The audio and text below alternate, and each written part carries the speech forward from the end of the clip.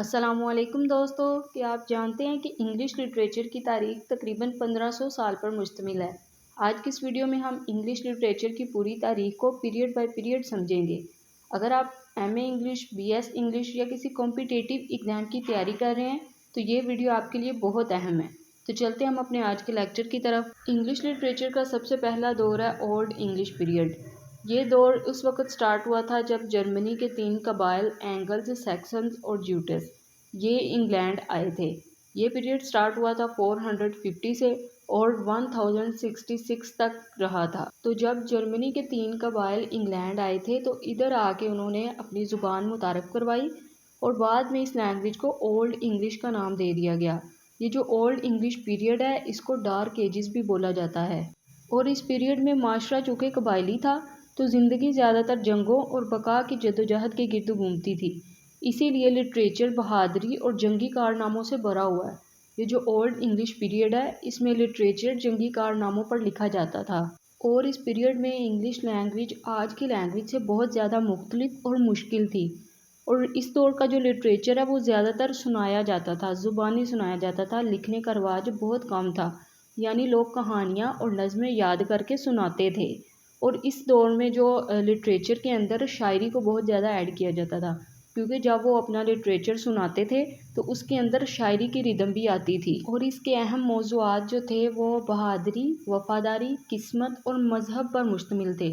آگے جیسے میں نے آپ کو بتایا کہ اس پیریڈ کے اندر زیادہ تر جنگوں پر لٹریچر لکھا گیا، تو ان کے تھیمز بھی وہ بریوری، لویالٹی اور فیٹ پر مشتمل تھے، ٹھیک ہے۔ اس پیریڈ کے اندر ہیرو کو ایک ایسا جنگجو دکھایا جاتا تھا جو اپنی قوم کے لیے لڑتا ہے اور موت کو بہادری سے قبول کرتا ہے۔ اس دور کی سب سے اہم پوئم بی وولف ہے اور اس میں ایک بہادر جنگجو کی کہانی بتائی گئی ہے جو راکشسوں سے لڑتا ہے۔ یہ نظم اس دور کی جنگی اور قبائلی ذہنیت کو ظاہر کرتی ہے، ٹھیک ہے۔ اس کے بعد بات کرتے ہیں مڈل انگلش پیریڈ کی۔ یہ پیریڈ 1066 میں شروع ہوا تھا اور 1500 کے راؤنڈ اباؤٹ تک رہا تھا۔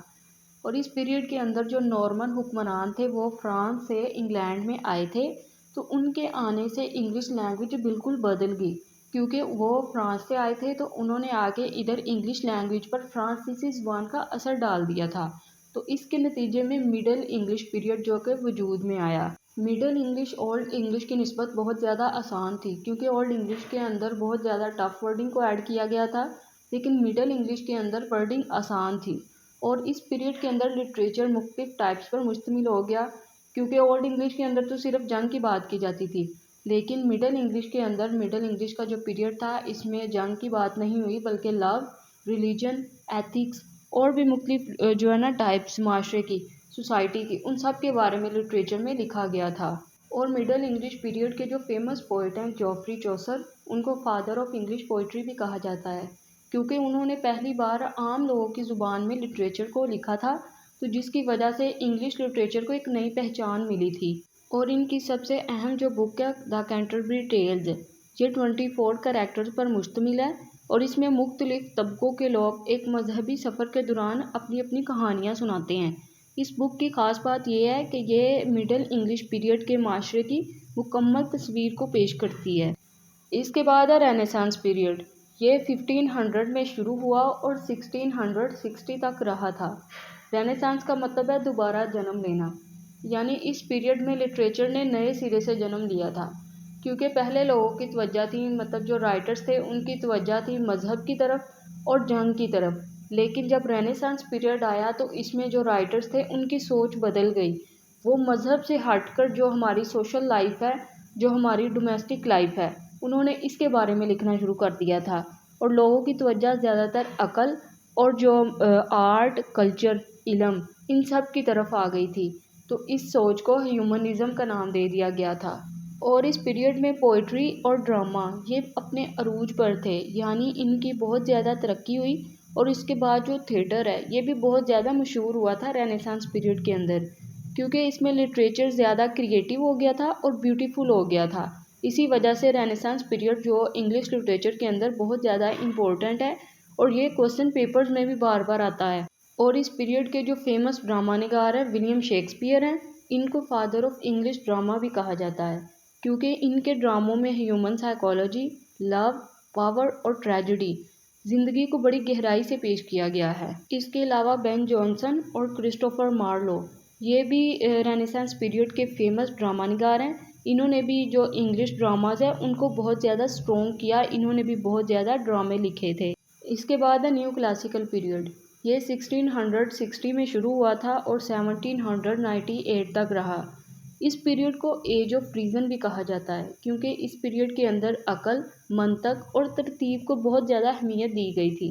جو اس پیریڈ کے رائٹرز تھے انہوں نے گریک اور روم ان کے اصولوں کی پیروی کی تھی، ان کے اصولوں پر عمل کیا تھا اور لٹریچر کو باقاعدہ اصولوں کے تحت لکھا تھا۔ اور اس پیریڈ کی خاص بات یہ تھی کہ اس میں سیٹائر بہت زیادہ مقبول ہوا تھا کیونکہ آتھرز نے معاشرتی برائیوں اور انسانی کمزوریوں پر تنقید کی تھی سیٹائر کے ذریعے۔ اور اس پیریڈ میں جو لینگویج تھی وہ بہت زیادہ ایزی، کلیئر اور بیلنس تھی تاکہ جو ہر بندہ ہے اس کو معاشرے کی برائیاں لٹریچر کے ذریعے سمجھائی جا سکیں، اس لیے انہوں نے لینگویج کو ایزی ٹو انڈرسٹینڈ اور کلیئر لکھا تھا۔ اور اس پیریڈ کے جو اہم آتھرز ہیں جان ڈرائیڈن، الیگزینڈر پوپ اور جونیتھن سوفٹ، انہوں نے اپنے ورکس کے اندر سیٹائر کو بہت زیادہ یوز کر کے معاشرے کی جو برائیاں ہیں، انسانوں کی جو کمزوریاں ہیں ان پر تنقید کی تھی سیٹائر کے ذریعے، ٹھیک ہے۔ اس کے بعد ہے رومانٹک پیریڈ۔ یہ پیریڈ 1798 میں شروع ہوا تھا اور 1837 تک رہا۔ یہ period basically new classical period کے خلاف رد عمل کے طور پر لکھا گیا تھا کیونکہ نیو کلاسیکل پیریڈ کے جو رائٹرز تھے وہ عقل اور منطق پہ فوکس کرتے تھے، لیکن رومانٹک پیریڈ کے جو رائٹرز تھے وہ ایموشن، نیچر اور کریٹیوٹی کو اہمیت دیتے تھے۔ اس پیریڈ کے جو رائٹرز تھے ان کا ماننا تھا کہ انسان کو نیچر کے قریب ہونا چاہیے۔ انہوں نے سمپل لینگویج کو اپنی جو ورکس ہیں ان میں یوز کیا اور انسانوں کے ایموشنز کو امپورٹنس دی تھی۔ رومانٹک موومنٹ کا باقاعدہ آغاز 1798 میں ہوا تھا جب لیریکل بیلڈز پبلش ہوئی تھی اور ان کو لکھا تھا کولرج اور ورڈز وورتھ نے۔ لیریکل بیلڈز کیا ہوتی ہیں ہم ان کو اپنے نیکسٹ لیکچر میں ڈسکس کریں گے۔ اور اس پیریڈ کے جو فیمس پوئٹس تھے ورڈز وورتھ، کولرج، شیلی اور کیٹس، انہوں نے اپنی پوئٹری میں نیچر، بیوٹی، ڈریمز اور پرسنل ایموشنز کو ڈیپلی دکھایا تھا۔ ان رائٹرز کا ماننا تھا کہ انسان کو نیچر کے قریب ہونا چاہیے، انسان کی جو پرسنل ایموشنز ہیں انہوں نے وہ لٹریچر کے اندر ڈسکس کی تھی۔ اس کے بعد ہے وکٹورین پیریڈ۔ یہ پیریڈ 1837 میں شروع ہوا تھا اور 1901 تک رہا تھا۔ اس پیریڈ میں انگلینڈ کی ملکہ وکٹوریہ تھی تو اسی لیے اس پیریڈ کو ملکہ وکٹوریہ کا دور کہہ دیا گیا تھا۔ اس پیریڈ کے جو رائٹرز تھے انہوں نے انڈسٹریل ریولوشن، سائنٹیفک ڈیولپمنٹ اور سوشل لائف کے بارے میں لکھا کیونکہ اس پیریڈ میں جو غربت، طبقاتی فرق اور سماجی وسائل، یہ جو سماجی مسائل ہیں یہ بہت زیادہ بڑھ گئے تھے، اسی لیے جو اس پیریڈ کے رائٹرز تھے انہوں نے سوشل لائف کے بارے میں بہت زیادہ لکھا تھا۔ اور اس پیریڈ میں ناولز کو بہت زیادہ ترقی ہوئی تھی، ناولز بہت زیادہ فیمس ہو گئے تھے کیونکہ جو ناولسٹ تھے انہوں نے سوسائٹی کی پرابلمز کو ریئلسٹک وے میں ناولز میں پیش کیا تھا۔ وکٹورین پیریڈ کے جو فیمس ناولسٹ تھے جارج ایلیٹ، تھامس ہارڈی اور چارلس ڈکنس، انہوں نے اسپیشلی غریبوں اور بچوں کے مسائل کو اجاگر کیا تھا۔ اس میں لیبر اور جو چائلڈ لیبر ہیں اس کو بہت زیادہ ڈسکس کیا گیا ہے۔ اور اس پیریڈ کے جو میجر تھیمز تھے سوشل ریفارم یعنی سماجی اصلاح، morality, family life and class inequality, ٹھیک ہے۔ اس کے بعد ہے ماڈرن پیریڈ۔ یہ پیریڈ 1901 سے شروع ہوا تھا اور 1945 تک رہا تھا۔ اس پیریڈ پر وارز جو تھی ورلڈ وارز ان کا بہت زیادہ امپیکٹ تھا۔ ورلڈ وار 1 شروع ہوئی تھی 1914 سے اور 1918 تک رہی تھی، اور اس کے بعد جو ورلڈ وار 2 تھی وہ 1939 سے شروع ہوئی تھی اور 1945 تک رہی تھی، اسی لیے اس پیریڈ پر ان وارز کا بہت زیادہ افیکٹ ہوا تھا۔ ان وارز نے انسان کو اندر سے توڑ دیا تھا جس کا اثر لٹریچر پر بھی بہت برا پڑا تھا کیونکہ رائٹرز نے زندگی کو ان ریئلسٹک، بروکن اور کمپلیکس شکل میں دکھانا شروع کر دیا تھا۔ اور اس پیریڈ میں اسٹریم آف کانشیسنس ٹیکنیک کو یوز کیا گیا کیونکہ اس کے ذریعے جو کریکٹر ہے اس کے ذہن کے خیالات کو بغیر ترتیب کے پیش کیا جاتا تھا، یعنی اس میں انسان کے جو ذہن کے اندر پاسٹ، پریزنٹ اور فیوچر یہ ایک ہی وقت میں ایک ساتھ دکھائے جاتے ہیں۔ اس ٹیکنیک کو اسٹریم آف کانشیسنس کہا جاتا ہے۔ اور ماڈرن پیریڈ کے جو فیمس رائٹرز تھے T S Eliot, Virginia Woolf اور جیمز جوائس، انہوں نے اپنے ورکس کے اندر اسٹریم آف کانشیسنس ٹیکنیک کو بہت زیادہ یوز کیا تھا تاکہ انسان کی جو ٹوٹی بکھری لائف ہے اس کو دکھا سکے، کیونکہ اسٹریم آف کانشیسنس کے اندر خیالات کا بہاؤ ہوتا ہے، انسان کے مائنڈ کے اندر اس کا پاسٹ اور اس کا فیوچر ایک ساتھ دکھائے جاتے ہیں۔ اس کے بعد ہے پوسٹ ماڈرن پیریڈ۔ یہ پیریڈ 1945 میں شروع ہوا تھا اور یہ اب تک بھی پریزنٹ ہے، اور اس پیریڈ کے جو رائٹرز ہیں وہ کسی ایک سچ پر یقین نہیں رکھتے، بلکہ وہ جو فیکٹس، ہسٹری اور جو ٹریڈیشن ہے، یعنی جو پیچھے رائٹرز گزر چکے ہیں، جو ان کے ورکس ہیں، جو ہسٹری ہے، جو لٹریچر کی، ان سب پر سوال اٹھاتے ہیں۔ اور اس پیریڈ کی خاص بات یہ ہے کہ اس میں فریگمنٹیشن، آئرنی، پیروڈی اور انٹر ٹیکسچولیٹی، ان سب کو بہت زیادہ دکھایا گیا ہے، اور لٹریچر کو بہت زیادہ پلے فل، انجوائے فل اور ایکسپیرینس والا بنا دیا گیا ہے۔ اور پوسٹ ماڈرن پیریڈ کے میجر تھیمز ہیں انسرٹینٹی، یعنی اس میں جو رائٹرز ہیں وہ کسی ایک سچ پر یقین نہیں رکھتے، بلکہ وہ کہتے ہیں کہ حقیقت جو ہے وہ بدلتی رہتی ہے، ہر شخص کی اپنی ایک سچائی ہو سکتی ہے۔ اس کے بعد ہے فریگمنٹیشن۔ فریگمنٹیشن میں جو سٹوری ہے، کریکٹر ہے اور ٹائم، یہ اکثر ٹوٹے ہوئے دکھائے جاتے ہیں، یعنی اس میں پلاٹ جو ہے، کہانی وہ سیدھی نہیں چلتی بلکہ ٹکڑوں میں آگے بڑھتی ہے تاکہ جو ماڈرن لائف ہے اس کو بے ترتیبی دکھائی جا سکے۔ اس کے بعد ہے انٹر ٹیکسچولیٹی۔